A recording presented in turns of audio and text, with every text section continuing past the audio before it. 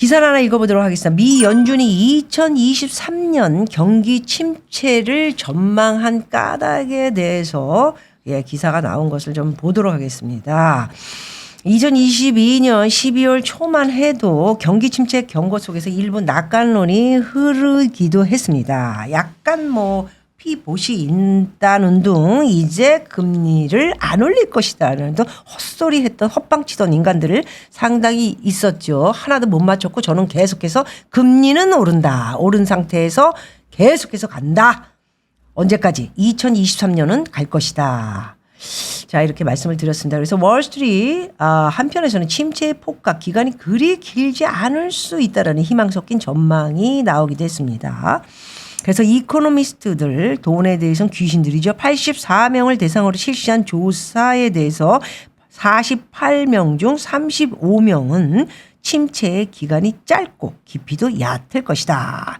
35명이 이렇게 좀 낙관적인 이야기를 했습니다. 그래서 12월 14일 미 연준 연방준비대도 낙관론에 재를 뿌리는 경고를 다시 한번 내놨죠. 연준에서 금리 계속 올릴 것이고 계속 올려서 5% 이상으로 2023년 계속 갈지 몰라. 시끄러. 입 다물어. 쉐라 했죠.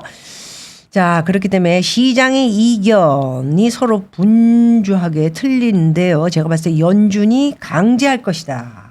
이런 내용을 여러 번 드릴 수 있습니다. 말하자면 연준이 매번 성명서를 발표하는데 기조변화를 기대했던 시장의 바람은 완전히 깨졌고요. 성명서에는 여전히 대폭적인 금리 인상 필요하다. 강하게 어필을 했습니다. 지속적인 인상이란 표현이 수정될 것이다. 이런 얘기도 했습니다. 매파가 상당히 많이 있었습니다. 작년만 해도 엄청난 매파가 좀 있었죠. 연준에. 그런데 이제 2023년은 비둘기파, 박쥐파도 있다고 하더군요. 박쥐파는 어두운 데서 하늘을 딱 이렇게 하늘 아니고 이제 굴 위에 있는 친구들인데 그거는 무슨 생각을 가지고 있는지 모르겠습니다. 그래서 비둘기파로 이제 말이 바뀌기 때문에 좀 연준이 나아질 것이다. 이런 평판을 하는 사람들도 굉장히 많이 있습니다. 그러나 제일 중요한 것은 연준이 바라보는 견해에서 소비자 물가가 잡히지 못하고 있고요. 그것은 돈을 많이 풀었기 때문에 사람들이 아직도 돈을 쓰던 가락들도 있고 돈을 쓰고 먹고 아직도 저축을 안 하고 이런 미국의 굉장히 안 좋은 버릇들 내게 그렇기 때문에 통화량의 관계가 좀 있고요. 임금이 떨어지지 않고 있습니다.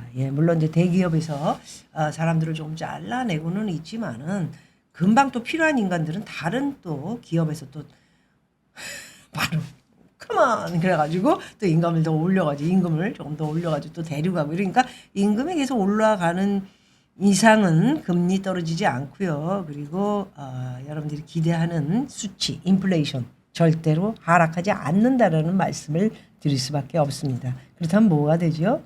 그럼 계속 매파가 되겠죠. 그래서 금리를 계속 2월에 올라가고 2월 초에 올라갑니다. 0.25를 예상하는 것이 거의 7, 8%쯤 돼 있는데 1월 사이에 빅스텝을 밟을 수도 있다라는 경고장도 나오고 있습니다. 0.5가 올라가게 되면 바로 2월에 5%가 되면서 어마어마한 수치의 금리 인상이 되고 우리나라는 어떻게 됩니까? 우리나라 금리 인상은 1월 13일 한번 올리겠죠. 0.25. 그러면 3.5가 됩니다. 2월 초에 0.5로 올리게 되면은 미국의 금리는 5%가 되고요. 한국과 1.5% 차이가 납니다. 어떻게 될까요? 달러가 많이 올라가겠다. 그때는. 이런 예상을 한번 해봅니다. 그렇다면 0.25 올라가고 미국에서 0.25를 올려서 4.75가 된다고 해도 1.5 차이인데 적지는 않습니다. 그런 말씀을 드릴 수 있을 것 같고요. 한국 금리 인상 2월 초에 한번 또 올리고 나면 미국이 올리고 나면 2월 23일 날 또 올려야 됩니다. 한국이 0.25를 또 고수하겠죠. 그러면 또 미국에서는 2월 달에 또 금리를 올리고 3월에 또 올립니다. 그렇기 때문에 지금 한국은 만만치 않은 여러 어려운 문제를 겪고 있다는 말씀을 드릴 수 있는 것입니다. 자, 거기다가 지난해 무역 적자 여러분 이제 드디어 나왔습니다. 472억 달러가 금융 위기 이후에 14년 만에 연간 적자로 나오고 있고요. 여러 이유가 있지만은 굉장히 어려운 시기를 맞고 있고 올해도 또한 무역 적자는 계속 늘어날 것으로 보고 있습니다. 지난해 12월이 549억 9천만 달러 그리고 2021년에는 9.5% 감소했습니다. 2021년과 같은 기간에 비해서요. 그리고 지난해 11월은 무려 14%보다 감소폭은 축소됐고요. 수입은 590. 문제가 지금 수입. 여러분들이 우리가 옛날을 한번 생각해 보죠. 옛날에는 솔직히 제가 미국을 22살 그 해부터 다니기 시작했으니까 당시에 지금 미국에서 물건을 가지고 오거나 사가지고 오면 많은 사람들이 저거 어떻게 구해요? 이런 시기였습니다. 그런데 지금은 우리나라가 해외의 물건을 아마 전 세계에서 1, 2등으로 수입을 하기 때문에 없는 것이 없습니다. 그냥 펑펑 갖다가 쓰기 좋았죠. 그래서 우리나라를 무시하지 못해가지고 전 세계의 명품 브랜드를 비롯해 뭐 한국이 어떻고 저떻고 자동차 시장도 마찬가지고 다 빚에서 빚으로 회사 가지고 있는 양아치 놈들이 전부 또 차를 이렇게 람보르기니 뭐 페라리 뭐 할 거 없이 이렇게 포르쉐 이런 거 비싼 것들 벤틀리 이런 거 갖다가 타고 다니고 꼴값들을 좀 많이 떨었죠. 뭐 있는 사람들이 타는 거는 뭐 어쩔 수가 없는 거지만 빚에서 빚더미로 대출 받아가 산 애들 이제 못 삽니다. 이자가 얼마입니까?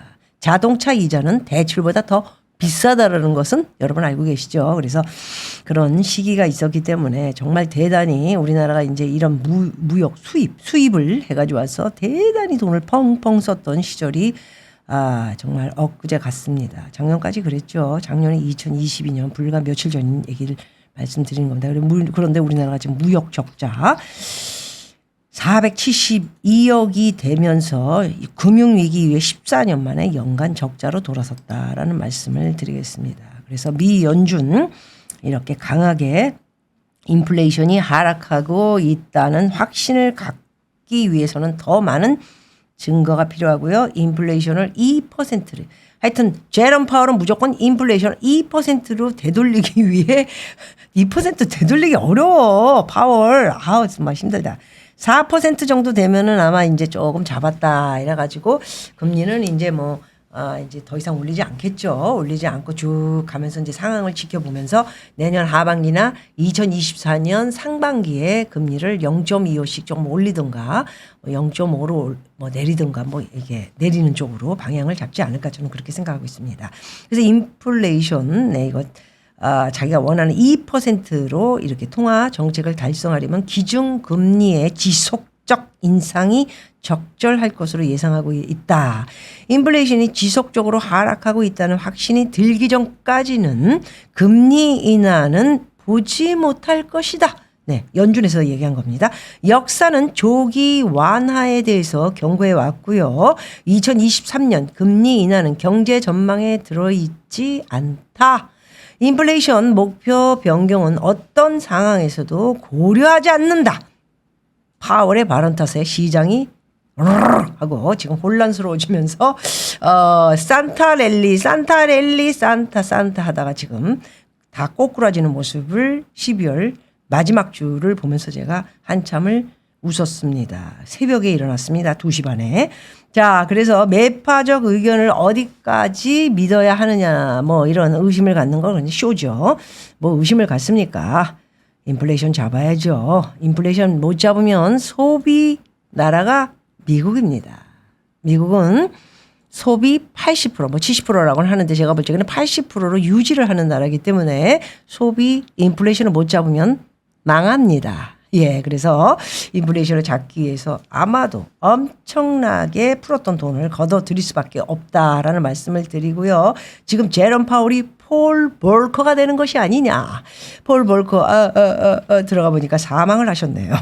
2019년에 대단하셨던 아주 영웅으로 돈 쪽에서는 주대하는 건가요? 예, 이분이 거의 금리를 20%까지 올려서 인플레이션을 잡고 결국은 물가를 잡은 대단한 사람으로 존재됐죠. 그래서 폴 볼커가 되는 거 아니냐 이렇게 많은 사람들이 지금 굉장히 떨고 있다 이런 말씀을 드리겠습니다. 자, 미국의 문제점은 서비스업하고 임금, 인플레이션의 연결고리가 지금 함께 가고 있는 거에 서비스업이 계속 물가가 지금 올라가고 있는 상태고요. 임금 또한 잡지 못하고 인플레이션 절대로 7%. 이게 낮습니까 지금? 낮은 인플레이션이에요? 예? 9%에서 7%까지 잡았다 하하하 그러는데 아니 이 사람들아 아니 9% 넘는 거 7%까지 왔잖아. 그 2%도 못 잡으면 어떡해. 지금 금리가 4%인데 이게 말이 되는 얘기라는 거야. 9%인데 7%가 됐다고 해서 잡았다?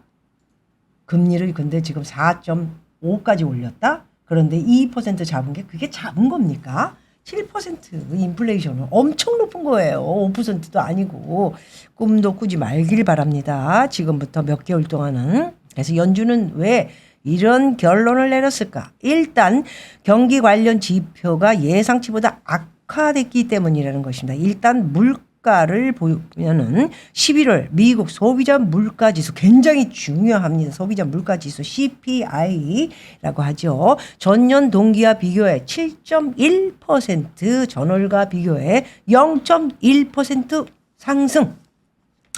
수치 그 자체만 보면 높지만 5개월 연속 상승폭은 둔화세로 가고 있습니다. 문제는 서비스 물가입니다. 뭔가 조금씩 둔화되는 것 같은데 여기서 팍 하고 서비스 물가가 CPI 서비스 물가는 전월과 비교해 0.4%가 올라버렸습니다. 10월에 0.5보다는 상승폭이 줄었지만 근원 상품 물가가 전원보다 0.5% 감소한 것과 비교하면 서비스 분야만 대조적으로 크게 올랐다고 볼 수 있습니다. 제일 중요합니다. 미국이 중요한 거 여러분 뭐라고 얘기했죠? 주택. 사람들이 잠자고 먹고 뭐 이런 곳인데 이거에 뭐 어떤 사람은 40%다 이렇게 얘기하는데 제가 볼 때는 60%를 저는 차지한다고 봅니다. 그래서 거기에 월세, 우리나라 월세, 미국 렌트, B, 그리고 주택, B, 거기에는 또 미국 사람들은 집을 살 때 돈을 다 안 내고 삽니다. 우리나라도 마찬가지죠. 그래서 이 모양 이 꼴이 됐죠. 대출을 받아가지고 그것도 변동금리를 써가지고 이 모양 이 꼴이 됐고 미국은 그거를 이미 맛을 봤기 때문에 전부 사람들을 고정금리로 딱 다 묶어놓으니까 지금 그나마 살았다 이러면서 지금 유지를 하고 있는 것이죠. 그래서 주택 되게 높고요. 그 다음에 제일 중요한 것이 기름. 차가 굴러가야 되고 자동차 되게 중요합니다. 기름뿐이 아니고 그 중요한 것 중에 하나 기름을 유가를 상당히 잡아놓고 뭐 그렇게 많이 떨어진 거지요. 야 작년에 뭐 130불 뭐 이렇게 얘기했고 200불 막 이렇게 못 맞힌 것들이 200불 뭐 이런 얘기를 했죠. 그런데 지금 130불이니까 130불까지 갈 것이다 이러다가 지금 80불 라인으로 가 있으니까 굉장히 잘 잡은 겁니다. 바이든이 그거는 굉장히 잘했다 이렇게 보고요. 그 다음에 이제 자동차가 굉장히 저도 피를 좀 주고 사지 않았습니까? 그 정도로 자동차 새 차를 살 때 피를 주고 이게 좀 잡지를 못하고 계속 있다가 중고차 값이 떨어지고 기름값이 떨어지고 이거는 뭡니까? 불경기라고. 경기 침체로 인해 사람들이 돈을 이제 웬만하면은 제일 중요한 자동차 사고 껍죽거리고 막 이랬던 거는 안 삽니다. 예, 남들이 이제 껍죽거리고 안 살 때 이제 나는 사지요.